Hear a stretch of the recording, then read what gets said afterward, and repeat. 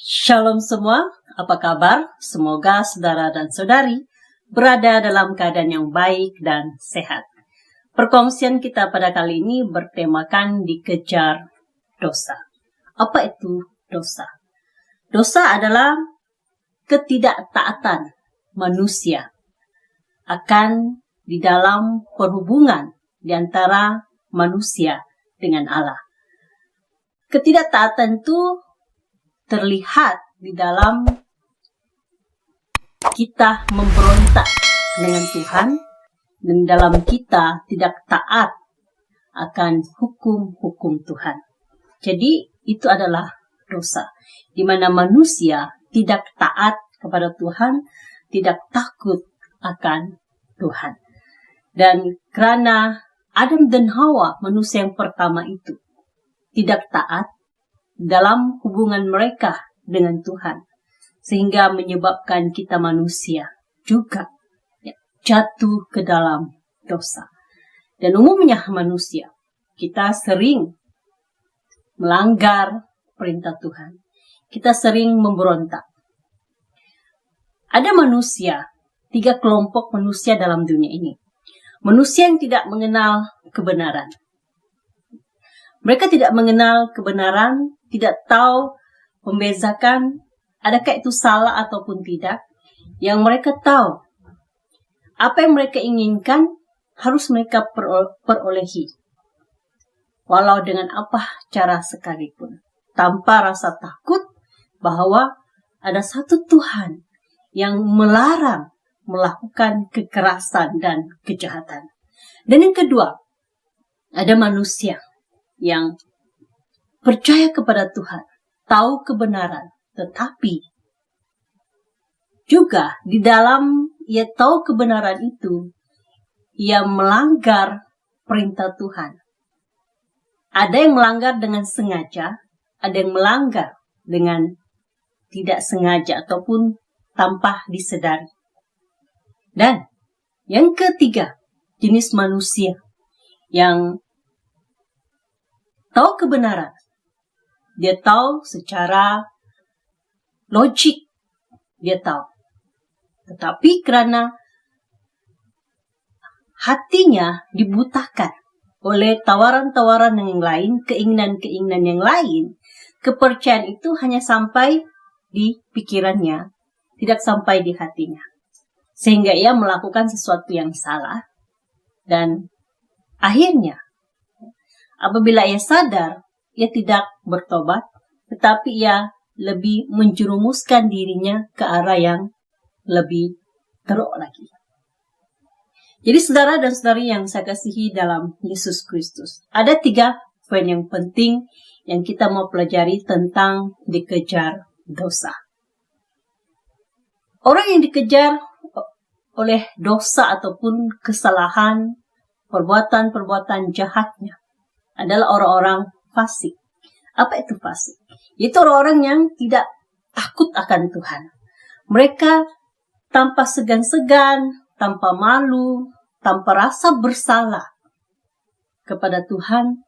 Apabila mereka melakukan kesalahan, mereka melakukan kesalahan dengan sadar.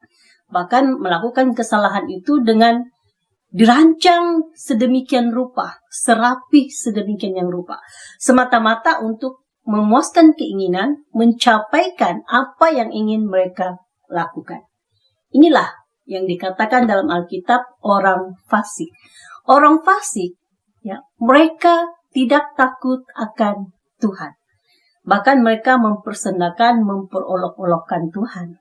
Dan mereka dengan beraninya melanggar segala peraturan-peraturan, melanggar kehendak yang telah ditetapkan oleh Tuhan. Kita lihat dalam Amsal, apa kata Amsal tentang orang fasik ini. Amsal pasal 28, ayat yang pertama berkata demikian, orang fasik lari, walaupun tidak ada yang mengejarnya. Tetapi orang benar merasa aman seperti singa muda. Nah, orang fasik ini, sungguh pun mereka sangat berani melakukan kesalahan, pelanggaran, kejahatan secara terang-terangan. Sebenarnya jauh sekali dalam lubuk hati mereka, mereka juga ada rasa bersalah. Bahkan akibat daripada perbuatan mereka itu, mereka akan menanggung kesalahan, selalu melarikan diri seperti seorang pencuri ataupun seorang penjenayah yang melakukan kejahatan. Mereka bersembunyi. Mereka tidak dapat hidup dengan tenang, sentiasa bersembunyi. Mereka tidak bebas karena mereka melakukan kejahatan. Mereka adalah orang-orang yang dikehendaki untuk bertanggung jawab terhadap kejahatan yang mereka lakukan.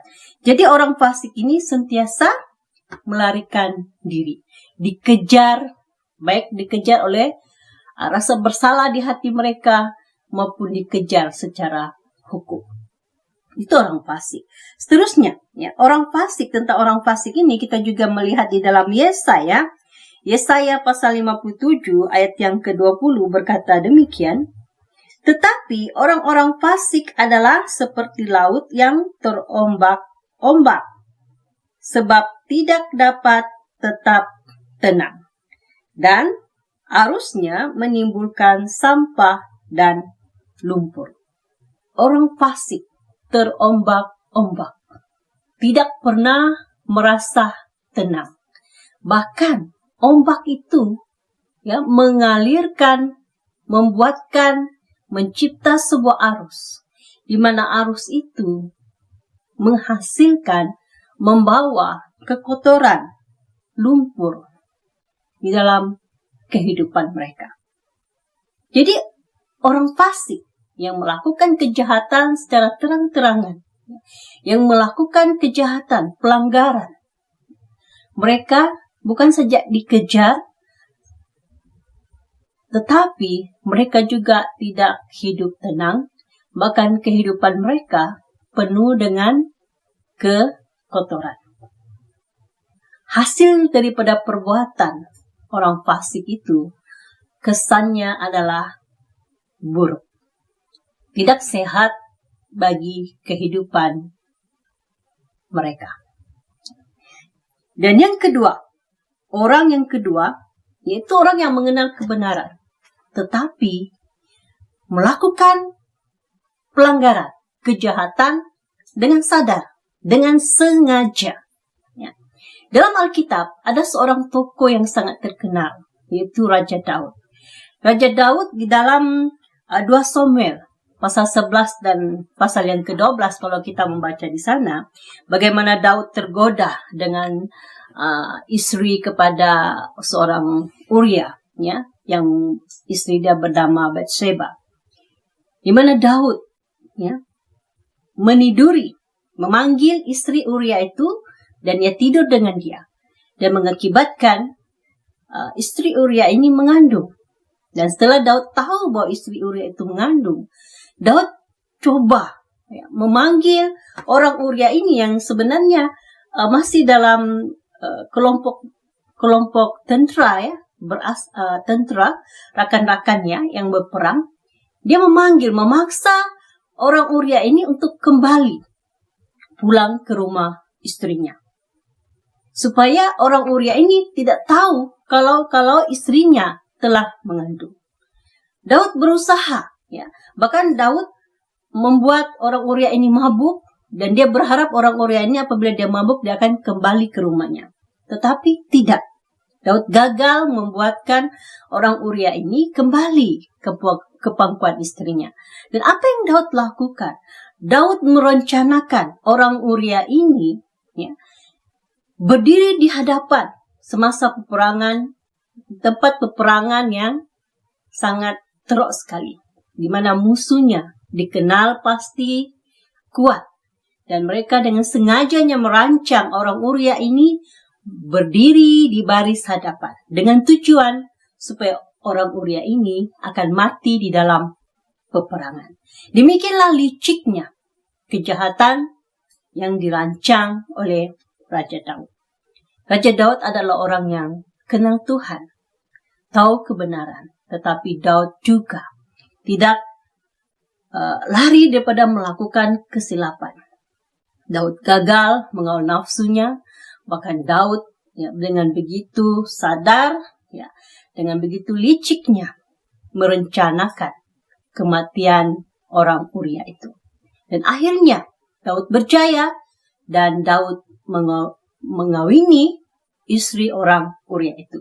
Dan dikatakan di sini dalam Alkitab bahwa Tuhan tidak menyukai apa yang dilakukan oleh Raja Daud itu.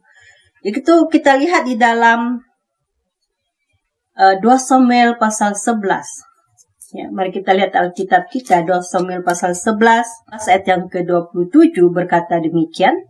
Setelah lewat waktu berkabung, maka Daud menyuruh membawa perempuan itu ke rumahnya. Perempuan itu menjadi istrinya dan melahirkan seorang anak laki-laki baginya. Tetapi hal yang telah dilakukan Daud itu adalah jahat di mata Tuhan. Nah, hal yang dilakukan oleh Daud itu adalah jahat di mata Tuhan.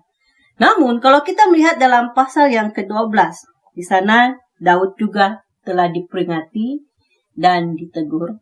Dan Daud menyadari akan kesalahannya, Daud menyesal, dan Daud bertobat. Nah, jadi satu orang yang pertama dikejar dosa, kesalahan, itu orang fasik. Walaupun dia dikejar kejahatan, akibat kejahatan yang ia lakukan, tetapi ia tidak bertobat.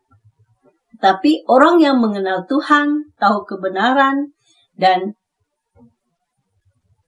apabila melakukan kesalahan, baik dengan sadar, dengan sengaja ataupun tanpa disedari, tetapi apabila diperingati dan ditegur, haruslah bertobat. Harus bertobat, mengakui dosa, dan kembali kepada Tuhan. Dan orang yang ketiga, dikejar dosa, merasa bersalah, yaitu tokoh yang ketiga, orang yang mengenal Tuhan. Dia tahu Tuhan, tahu kebenaran, tetapi hanya di otaknya. Dia tahu kebenaran hanya secara logik, tetapi tidak sampai di hatinya. Siapakah orang itu? Yaitu Yudas Iskariot. Adalah salah satu di antara ke-12 murid Tuhan Yesus. Boleh-bolehnya Yudas Iskariot ini bersekongkol, mengkhianati, menjual Yesus. Yudas bukan tidak tahu, dia tahu kebenaran. Bukan tidak kenal Yesus, dia kenal. Tetapi Yudas cuma tahu kebenaran sampai di sini, di pikiran dia. Secara intelek saja, tetapi tidak sampai di hatinya. Sehingga ia sanggup menjual Yesus, mengkhianati Yesus. Namun Yudas sadar. Dia sadar apa yang telah ia lakukan. Yudas sadar apa yang dia lakukan. Mari kita lihat dalam Matius pasal 27, ayat 4 dan ayat yang kelima.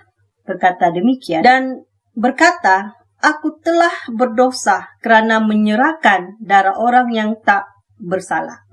Tetapi jawab mereka, apa urusan kami dengan itu? Itu urusanmu sendiri. Maka ia pun melemparkan uang perak itu ke dalam bait suci, lalu pergi dari situ dan menggantung diri. Nah, Yudas sadar bahwa apa yang telah ia lakukan adalah salah. Ia menyesal dan ia mengembalikan uang hasil. Ia melempar. Ia tidak mengambil, menyimpan uang hasil daripada ia mengkhianati Yesus. Dia tidak ambil. Tetapi yang salahnya Yudas di sini, dia mengakhiri hidupnya dengan cara yang salah, yaitu dia menggantung diri. Yudas gagal. Yudas kalah pada rasa bersalah. Yudas kalah, gugur, dikejar oleh dosa yang telah ia lakukan. Saudara dan saudari yang dikasihi dalam Yesus Kristus, mungkin ada di antara kita hari ini yang belum kenal Tuhan, mencari-cari Tuhan. Kita telah melakukan banyak kejahatan dan kita tahu itu salah. Ya, marilah kita jangan bangga pada kejahatan yang telah kita lakukan. Sebaliknya, mari kita sadar bahwa itu salah.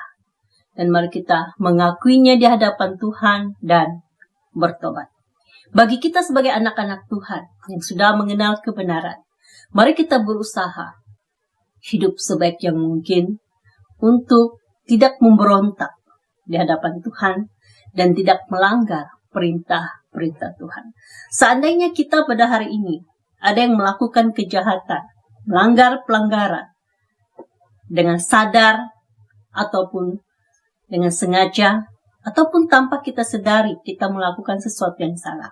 Dan jikalau kita sadar, mari kita mengakuinya di hadapan Tuhan. Jangan kita biarkan dosa itu menjadi satu celah untuk menjatuhkan kita, menjerumuskan kita. Jangan kita menjadi seperti Yudas Iskariot yang sadar akan kesalahannya. Dia tidak menikmati hasil daripada kesilapannya. Ia membuang uang itu. Tetapi Yudas gagal. Yudas gagal. Yudas jatuh. Yudas mengalah dengan rasa bersalahnya. Yudas jatuh karena dikejar oleh dosa, kesalahan yang telah ia lakukan. Yudas menggantungkan dirinya. Mari kita jangan menggantungkan diri kita. Jangan kita berkata, hidup saya sudah musnah. Biarlah, saya sudah telanjur begini. Alang-alang sudah. Biarlah, kalau hitam-hitamlah, kalau putih-putihlah. Selalu orang begitu. Selalu dia pikir, kalau dia sudah bercakap, ya, dia coba bertegas pada pendiriannya. Walaupun dia tahu itu salah, tapi kalau dia sudah putuskan, itulah keputusannya. Walaupun akhirnya dia tahu itu adalah sesuatu yang salah, tetapi dia tetap bertegas pada keputusannya yang sudah ditahu salah. Jangan seperti Yudas Iskariot. Itu berarti kita menggantung diri kita seperti Yudas. Ya. Mungkin kita tidak menggantung diri seperti Yudas, tapi tanpa kita sadari, kita membunuh diri kita. Kalau hari ini kita sadar bahwa kita telah melakukan kesilapan, kalau dulu kita telah membuat keputusan yang menjerumuskan kehidupan kita kepada hidup yang tidak selamat, pilihan yang salah, Anda belum terlambat untuk kembali ke pangkal jalan, untuk datang kepada Tuhan, mengakui dosamu, mengaku kesilapanmu, dan berkata, Tuhan, Engkaulah Tuhan, Juru Selamat penebus jiwaku. Hanya kepadamu tempat aku taat, tempat aku takut dan sujud. Hanya kepadamu, satu-satunya pribadi yang mampu menyelamatkan jiwaku. Mari kita akui itu di hadapan Tuhan, karena hanya satu-satunya yang mampu memberikan kita ketenangan, hati yang nyaman, hidup yang tenang, penuh sukacita dan pengharapan. Walaupun kita menghadapi bermacam-macam masalah, dugaan dalam hidup kita di dunia ini, tapi kita tetap berpengharapan di dalam Tuhan. Karena Tuhan punya janji, punya pengharapan yang pasti di dalam Tuhan kita, Yesus Kristus. Saudara yang terkasih, demikianlah perkongsian kita pada kali ini. Semoga Anda diberkati. Kita bertemu lagi di lain perkongsian.